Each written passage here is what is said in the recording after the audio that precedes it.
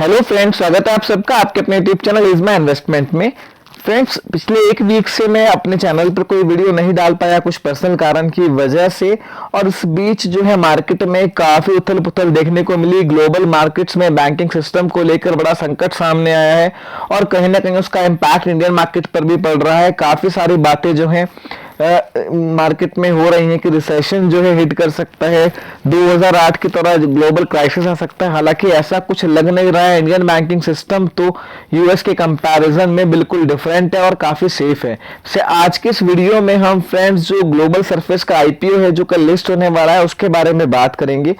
Listing कहां पर हो सकती है, लिस्टिंग डे पर क्या स्ट्रैटेजी होनी चाहिए। बहुत छोटे साइज की कंपनी है और ऐसी कंपनीज में कभी कभी बहुत बड़ा मूव दिख जाता है, तो क्या ये वो कैंडिडेट है, इस बारे में भी इस वीडियो में हम बात करेंगे। फ्रेंड्स, हाल फिलहाल जितने भी आईपीओ आए हैं उनको ना तो कोई अच्छा रिस्पांस मिला है और मुझे याद नहीं है कोई आईपीओ ऐसा हो जिसने कोई बहुत बड़ा रिटर्न इन्वेस्टर्स को दिया हो।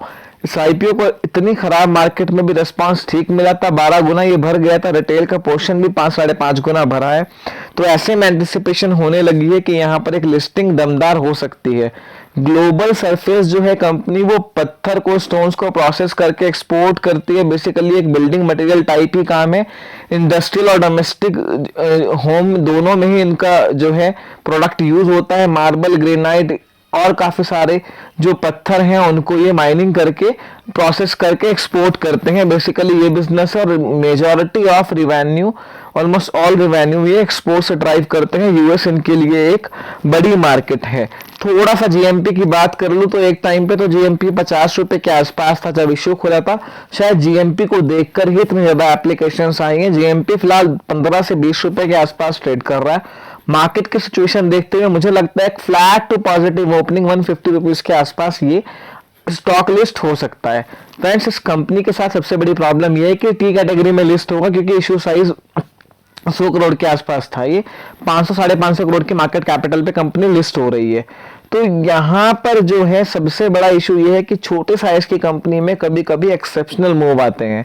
काफी शेयर्स में हमने देखा है, न्यूरेका एक क्लासिक एग्जांपल था। तो ऐसे में टी कैटेगरी में पता लगा लिस्ट हुआ 10-15 प्रीमियम के साथ, उसके बाद सर्किट लग गया और लोज 5% के सर्किट से स्टॉक भरना शुरू हो गया। तो वो अनएक्सेप्शनल मूव इस तरह के स्टॉक्स में आ जाते हैं। तो इसलिए क्लियरली प्रिडिक्ट करना बहुत मुश्किल है। हम फंडामेंटल्स पे बात करेंगे। आईपीओ टी कैटेगरी में लिस्ट होगा, इसका मेजॉरिटी ऑफ रेवेन्यू एक्सपोर्ट से आता है। तो जो करेंसी का रिस्क है वो हमेशा इस तरह की कंपनीज के साथ रहता है। इसके अलावा यूएस में इकोनॉमिक स्लो डाउन की बात हो रही है, रिसेशंस की बात हो रही है, तो कहीं ना कहीं रेवेन्यू को आने वाले टाइम में हिट कर सकता है। इसके 2-3 साल के फाइनेंशियल्स में देख रहा था, कंपनी के मार्जिन लगातार घट रहे हैं। टॉप लाइन में अच्छी खासी ग्रोथ पिछले 3 साल में देखने को मिली है, पर मार्जिन्स में इक्विवेलेंट श्रिंक देखने को मिला है। तो बॉटम लाइन उस तरीके से नहीं बढ़ रही है। थोड़ा सा कैपिटल इंटेंसिव बिजनेस होता है यहाँ पर, जो है कमोडिटी के प्राइस का इम्पैक्ट होता है। तो ये इश्यूज इस तरह की कंपनीज के साथ रहते हैं। तो आगे भी इनको मार्जिन्स मेंटेन करना ग्रोथ के साथ थोड़ा सा मुश्किल है। अगर मैं 2023 के ईपीएस को एनालाइज करूं तो 21 के आसपास इनका आस्किंग प्राइस है। अगर 15% के आसपास भी प्रीमियम पे लिस्ट होता है तो 23-24 के पी पे लिस्ट होगा। जो इस तरह की building material type sort of companies के लिए किसी भी तरह से सस्ता तो नहीं है। फ्रेंड्स, इस स्पेस में कोई डायरेक्ट पीयर तो नहीं है, बट बिल्डिंग मटेरियल में मेरे को एचआईएल का स्टॉक काफी बढ़िया लगता है। हैदराबाद इंडस्ट्रीज लिमिटेड काफी सस्ते वैल्यूएशन पे वो स्टॉक ट्रेड कर रहा है। यहाँ पर 2 चीजें हैं फ्रेंड्स जिनको ये अलॉट हुआ है। वो एक थोड़ा डीप स्टॉप लॉस लगा के बैठ जाएं, क्योंकि इस तरह के स्टॉक में सर्किट टू सर्किट मूवमेंट कई बार देखने को मिलता है। तो उसमें आपको मिस्ड आउट फीलिंग ना रहे, एटलीस्ट ये बढ़ जाए तो आपका मुनाफा बने।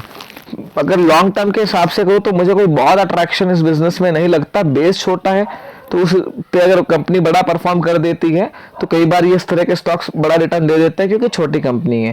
फ्रेंड्स, मेरा मानना है कि अगर एक्सेप्शनल मूव किसी को लिस्टिंग पे अगले 8-10 दिन में सर्किट टू सर्किट पे मिल जाए तो वहां पे बड़े मुनाफे को बांधकर निकल जाए यहाँ से।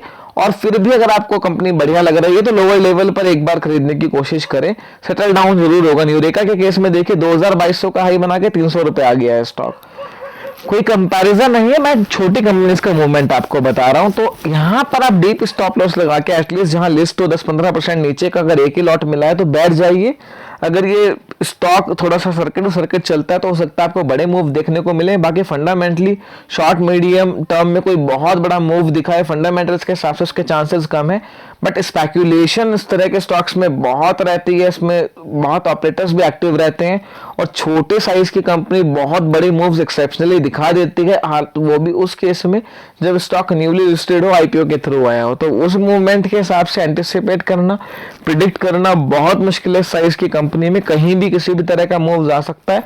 फंडामेंटली कंपनी ठीक ठाक है, मेरे हिसाब से बड़ी लिस्टिंग मिले तो प्रॉफिट बुक करने की तरफ आपको देखना चाहिए। फर्दर कोई क्वेरी हो तो मुझे कमेंट सेक्शन में बताइए। वीडियो पसंद आई है लाइक कीजिए, फ्रेंड्स के साथ शेयर कीजिए। आपके अपने YouTube channel is my investment को सब्सक्राइब करना ना भूलें। Thank you.